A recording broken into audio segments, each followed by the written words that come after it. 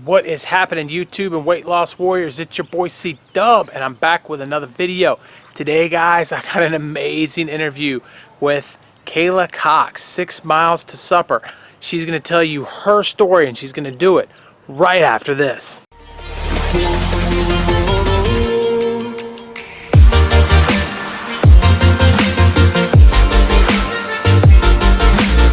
All right, so I am here today. I'm joined with Kayla Cox. And Kayla, I want you to introduce yourself and tell everybody what it is you do. Okay, well, I've lost 80 pounds with intermittent fasting. I have a YouTube channel called 6 Miles to Supper, and I talk about how I did it on that channel. But basically, I started out with a very, very short fasting window and just very gradually worked my way out to OMAD eventually. And OMAD is really where I had the most success. I found it was really easy. I eat whatever I want at the meal, and I also walk 6 miles a day. It took me a while to lose the weight, the 80 pounds, and I kind of did it in two separate stages, but that's a short summary about me. Okay, so were you always overweight, or did you get overweight more after the children, or how did you come about getting overweight? Well, it was like throughout my childhood, I just kind of went through these phases of, being chunky, and then like my mom would put me on a diet, or the doctor would put, like one of the first memories I have of going to the doctor is he put me on a diet, and it was just mortifying, so so I was athletic, I loved sports, so I was, playing softball and stuff, but I still always just struggled with my weight. In high school, or in middle school and high school, sometimes I was taking diet pills like Dexatrim. In high school, there was one called Metabolift that actually worked really well because it had like, I can't think of ephedra in it, and it actually helped me to lose weight. But then, so I kind of like kept it off at that point. For a few years, I went to college, and then after I got married, I got married at 19, and then gained some weight because my husband was in the Marine Corps, and I started to eat out of stress, and then I started to have babies. So with each baby, I put on weight. Like with my first kid, I gained, I think, about 60 pounds, and I lost that weight after he was born. But with the subsequent children, it was like I would just gain a bunch and then lose a little bit of it, and then gain some more with the next pregnancy. And then like when my third one was born, I really didn't lose any weight after he was born, and I actually started continuing to gain after that. So by the time it was all said and done, at my heaviest confirmed weight, I was 222 pounds. Okay, so what is the point in which you're now, you're 220 plus pounds that makes you say, okay, this is it, I've had enough? Yeah, so it was one of those things. I knew I had put on weight, and after my third, I just stopped weighing. I just thought I'm just not going to weigh because I don't want to be a slave to the scale. And there was a particular time where I went to this party, and a person was taking pictures the whole time, and I thought I was dodging the camera, no big deal. And apparently I was not because I got tagged on Facebook with all these photos, and I didn't recognize myself. It was a wake-up call because I really did not recognize myself in the photos, and that was my I've had enough moment. I thought I've got to change. I have got to change. But then, it's funny because looking back, I really didn't change much that year. I took some steps, but I really didn't lose any weight that first year. And really in the second year, I lost maybe 15 or 20 pounds, but it just took me a while to get to this point where I actually started implementing consistently. So how did you find out about intermittent fasting?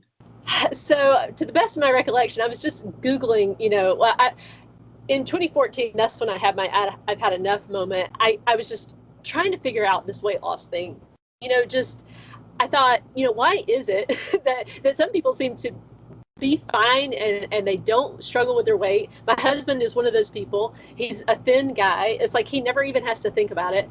And so I was just researching. I kind of thought I must have some sort of metabolism issue.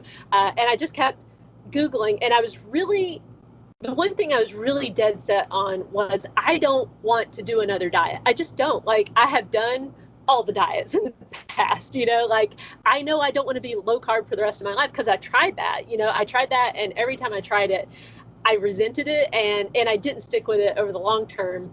So I wanted whatever I did this time to really stick, to like really be a thing. And so I came across intermittent fasting. I think, like just, on random blogs, the big one that I really learned a lot about it on was one called Lean Gains, which is Martin Burkhan. I don't know if you've ever heard of him.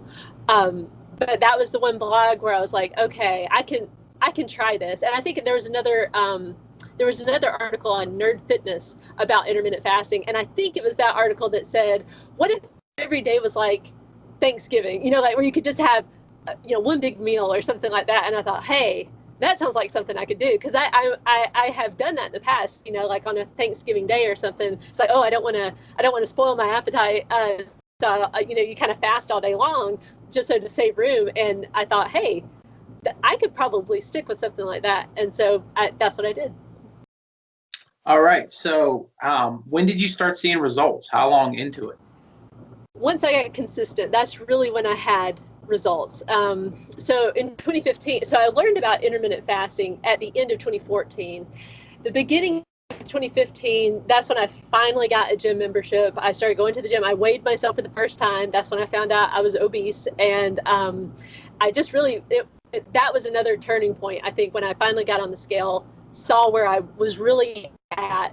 And the number on the scale was a lot more than what I thought. Like I thought I was going to be like 185, and I was 222 pounds. So, so that year though, in 2015, I was going to the gym. I was doing really good on the working out side of things, but I was not being good with the consistency with my eating. What like what I was doing, I would do intermittent fasting, and I started out with really short windows. I was pushing it out, but then I would think, well, I'm not having fast enough results. So then I would quit doing it, and I would go like do calorie counting or macros or whatever. And I just got really frustrated. And so by the end of 2015, I was kind of at the point where I wanted to give up because I was stuck right at 200, and it was just this, it just seemed like I'm never going to break it. And at that point, I looked back, I was keeping the spreadsheet and trying to figure out like, what was working, what was not. And I realized I was quitting a lot. That was my problem. I just kept, I'd like just flit around. So, and around that time, I also read The 4-Hour Body by Tim Ferriss. And in it, I didn't even use the plans that he talked about. Like he talked about several different diets in there. He recommends the slow carb diet, but I kind of got the idea that I could just come up with something really easy on my own and just try to stick with that. So that's what I did. Like I just wrote down, okay, I'm going to intermittent fast 6 days a week. I'm going to take a cheat day on Sunday. I'm going to walk 6 miles every day. And that's what I did. No forbidden foods. That was another rule of mine. Like I can just eat whatever I want during my eating window or at my meal once I went to OMAD. Yeah, which is interesting how you were able to design it kind of in your own image, which I think is super important. So you mentioned the Sundays. What does a Sunday look like? The other days it's one meal, whatever kind of your family's doing that day. What's a Sunday look like? So Sundays, one thing I noticed when I was looking back at 2015 specifically, my husband does this amazing thing on Sundays where he makes us breakfast. He makes like a homemade pancakes, and it's just like a way that he shows us he loves us, right? And what was happening was every Sunday that was coming around before I made this rule for myself that I was going to take a cheat day, it was like throwing me off plan. So I was like not really fasting. So then I try to like I would feel bad that I had broke my fast earlier than really what I wanted to, but it was just, I wanted that breakfast also, I wanted to be a part of that family thing. So Tim Ferriss, this is one thing he talks about in the book, is take a cheat day. And so I thought, well, I could try that. So I told myself, okay, in the beginning, the way I approached it was cheat day has no rules. Like the only rule in my head was just don't overeat, so don't eat to the point of misery, just like eat until you get full. But there are no rules for me, like how many times in a day I eat. Like if I want to eat something when I first get up, I'll eat when I first get up, or, and cheat day for me evolved. So in the beginning, I feel like it gave me the ability to be really consistent, because there are days where in your fasting window and it's tough. It's like, I really want to eat right now, or somebody's eating around you. It's like, oh man, I really miss having a sandwich in the middle of the day, or whatever the thing. But having that cheat day coming up every Sunday just helped me to hold on through the week and say, okay, I know this is tough right now, but Sunday's your day off. So that's the way it started out. Nowadays, I don't feel like I need it as much. I take it. I still take it because it's just so easy, and I'm all about what's easy, and I still, technically though, we still do have the pancake breakfast, so I do need it in a way. But what I mean is, I'm good enough at fasting now where that's not an issue for me. I've done a 5-day fast. It's just like, it's not a thing where I need that for consistency, but I do keep it. And it used to be that I would think, or I would have these things in my head that, it didn't really fit with OMAD, but I knew that if I could just have it on Sunday, like for example, like turkey sandwiches, that was something I weirdly craved after I went to OMAD, but it didn't really fit with an OMAD. It was like, I don't really want a turkey sandwich at night at supper time, I want like a heartier meal. So on Sunday, I would have my turkey sandwich, during the day. But nowadays, I just, a lot of times for OMAD, I'll just eat, whatever I've been craving that day. Even if it seems kind of weird to have that also with my meal. But in the beginning, that was a way to be not so weird, I guess. So,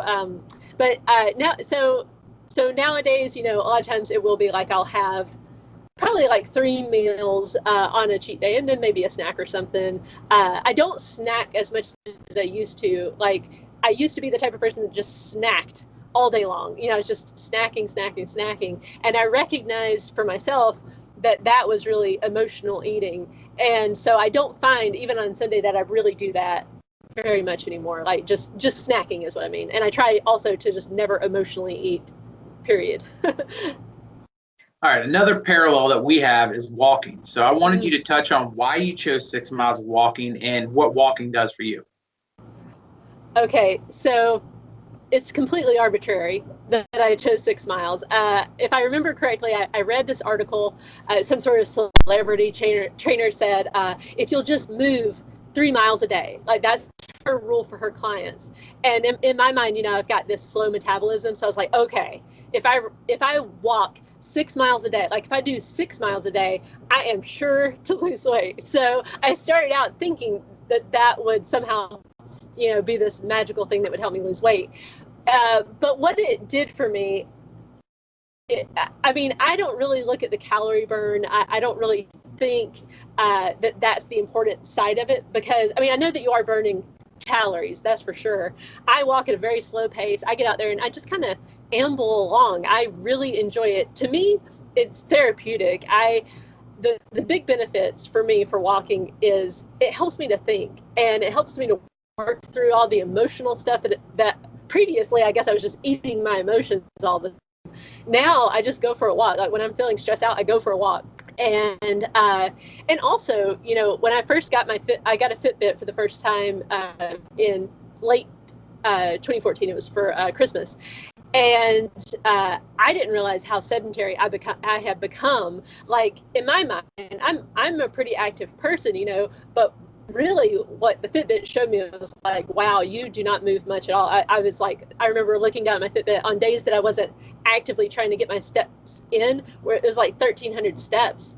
And I was like, wow, I really don't move much anymore. It was just something I had let creep into my life, I guess. And another interesting thing is I was a mom of 3, and in my mind, I was thinking I'm moving all the time, but really I wasn't, apparently. So once I saw that had become my habit, I really didn't want to be sedentary anymore. I had heard that phrase, like sitting is the new smoking, that's just something that we've really started to do that's really not healthy, just sitting around all the time. So the walking 6 miles a day, I feel like it's just a good, healthy habit that I'm into now. And it is something I have control over too. That was something that I felt like really helped me, because the scale in my experience did not move down like as quickly as I wanted it to in the beginning, certainly. And also, I never really felt like I could control the scale on a day-to-day or even week-to-week basis. I could over the long term. Over the long term, I do have control that the trend is going down. But the day-to-day, I don't have much control over because water weight fluctuations and all that. So the walking, though, I did have control over, and I could get that victory every day. And I think that really did help a lot. Do you ever walk with your family, or is it a solo thing? So it's a solo thing most of the time for me. I have sometimes, you know, my family goes for a walk, and in the very beginning, I would try to like make everybody go for a walk with me, you know, and one thing I noticed with that was that became an excuse. Like if they didn't want to go for a walk, then it was like letting me off the hook because I didn't go for the walk then. So I kind of had to tell myself, this is for me. And I get my walk in very, very consistently. In 2016, that's really when I started walking, you know, consistently.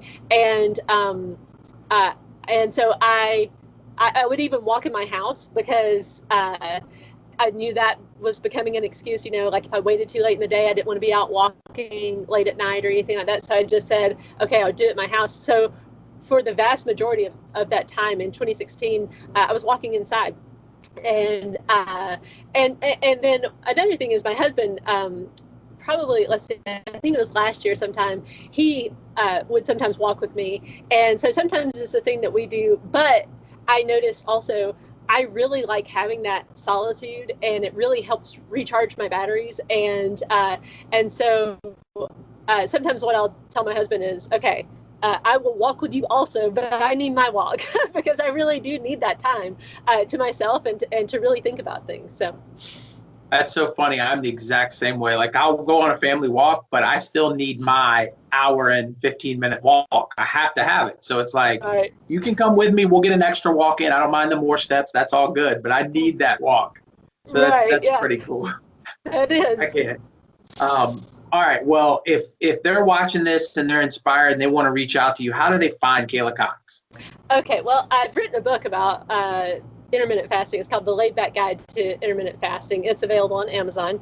I have a website, 6 Miles to Supper, which has all, you know, lots of resources. I have an academy, so if they need like a step-by-step kind of help with intermittent fasting and weight loss, they can join that.